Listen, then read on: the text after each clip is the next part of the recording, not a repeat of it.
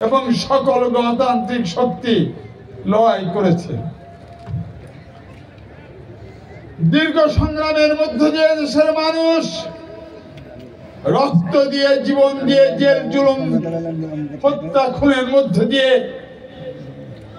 আজকে বিএনপি সুসংগঠিত হয়েছে। দীর্ঘ সময় ধরে যে লড়াই, গ্রাম থেকে পাড়া মহল্লা পর্যন্ত বিএনপির নেতা কর্মীরা প্রতিনিয়ত সুসংগঠিত হয়েছে।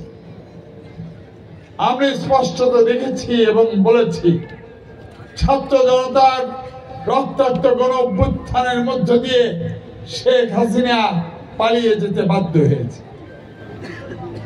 আমরা একটি বিষয়কে সামনে রেখে কথা বলছি, সেটা হলো এই, ইতিমধ্যে আপনারা বুঝতে পেরেছেন, মেহেরপুর জেলার খেটে খাওয়া মানুষ, কামারকুমার জেলায় তাঁতি কৃষক ক্ষেত্রজোট, আমার মা বোনেরা সেই ধরনের বিএনপির নেতৃত্ব চাই, যারা আগামী দিন জনগণের পাশে থেকে তাদের হক আদায়ে নিরলস সংগ্রাম করবে।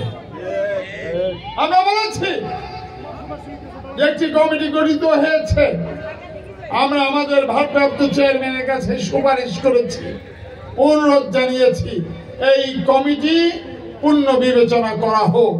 মেহেরপুরের মানুষের প্রত্যাশার ভিত্তিতে একটি কমিটি হবে, যে কমিটি সংগ্রাম আন্দোলনে 17 বছর ছিল।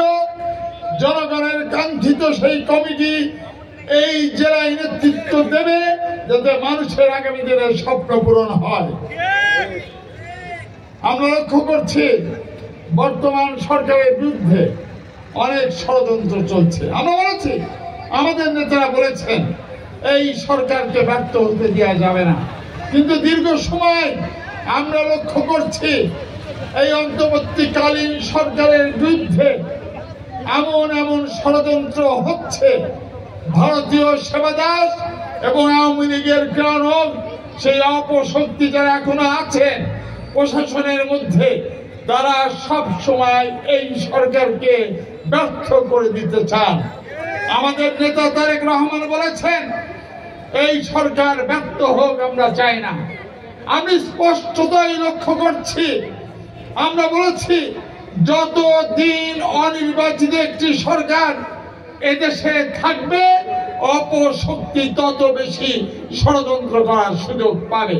তাই অবিলম্বে প্রয়োজনীয় সংস্কার করে একটি নির্বাচনের মধ্য দিয়ে এদেশের রাষ্ট্র ক্ষমতা জনগণের হাতে তুলে দিতে হবে।